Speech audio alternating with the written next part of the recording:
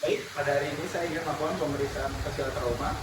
Nama saya Reza Irfandi, NIM 2013-10-100-166 dari kelompok veteran 6. Baik, sebelum kita melakukan pemeriksaan dari facial trauma, kita tanya dulu dari ketersediaan pasien untuk diperiksa. Bapak dengan Bapak siapa namanya Pak? Bapak Adit. Bapak Adit, baik. Apakah Bapak Adit bersedia untuk diperiksa? Iya. Baik. Untuk yang pertama, kita lakukan inspeksi dari wajah si pasien. Yang pertama kita lihat adalah dari asimetric wajah pasien, dan juga apakah kita lihat adanya tanda-tanda trauma pada tanda-tanda trauma seperti adanya laserasi, hematoma, terus apakah adanya fracture ice, itu bisa level kelas 3 ataupun juga fracture di bagian mandibulanya. Selanjutnya kita lakukan inspeksi pada os nasal dan juga os zygomatikus pasien. Nah, operator itu berada di belakang pasien. Bapak boleh menanyakan sedikit. Nah, untuk bagian inspeksi ini kita lihat dari os nasal dari pasien apakah ada strep, deformitas, terus juga kita lihat dari kesimetrisan wajah pasien. Juga dengan tulang zygomatikusnya. Selanjutnya itu kita lakukan palpasi. Yang pertama itu kita palpasi pada bagian os frontalis pasien, dimulai dari bagian lateral, lalu ke superior, lalu ke median. Nah, selanjutnya kita lakukan palpasi di orbitalis pasien. Kita mulai dari bagian lateral, kemudian ke inferior, dan ke median. Baik, selanjutnya kita lakukan pemeriksaan prosesus zygomatikus. Itu ada 3. Yang pertama prosesus zygomatikus os frontalis, prosesus zygomatikus os temporalis, dan prosesus zygomatikus os maxillaris.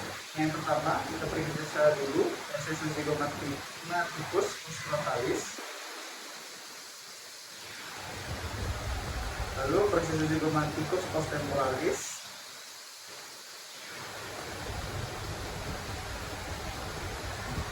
dan yang terakhir prosesus zygomatikus os nasal, mana yaitu lokasinya sekitar 1-5 mm di bawah lubang hidung.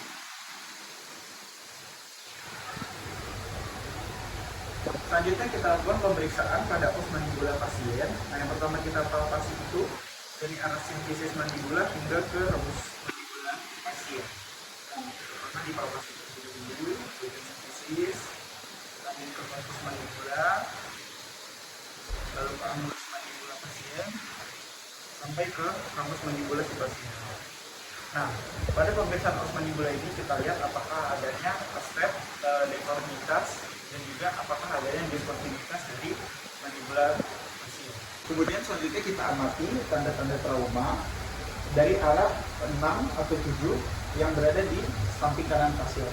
Bapak, apakah boleh dibuka mulutnya, Pak? Baik, ya Pak. Lihat apakah ada tanda-tanda trauma di sekitar mulut pasien.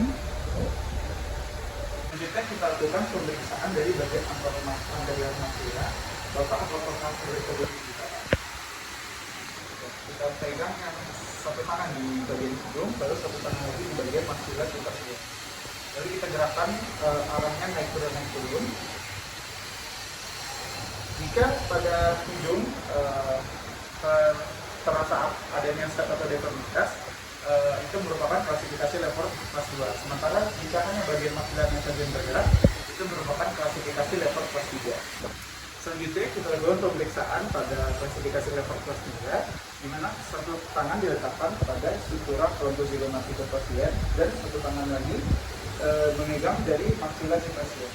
Lalu kita gerakan juga naik turun.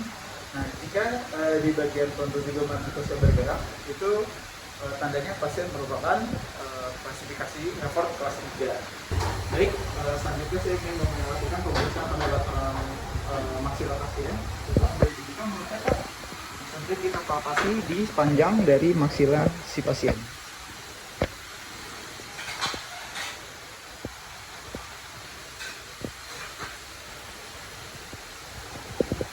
Nah, jika pada pemeriksaan ini kita dapat lihat apakah adanya strep dan juga deformitas dari si maksila pasien, begitu juga apakah terdapat fracture dan dentoalveolar pada maksila pasien.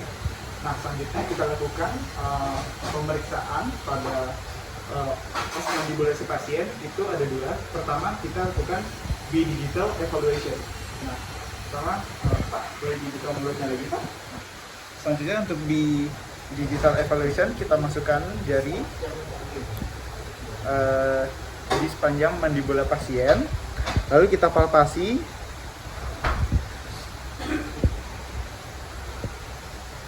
di sepanjang mandibula pasien.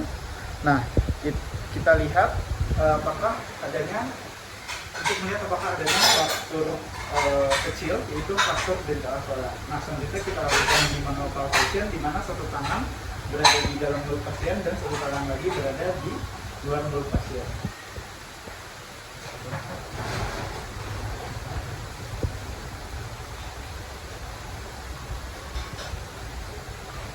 Nah, untuk di manual palpation ini dilakukan untuk melihat apakah ada fraktur yang lebih besar ukurannya pada fraktur yang terdapat di mandibula. Baik, sekian saja dari kelompok 6. Terima kasih.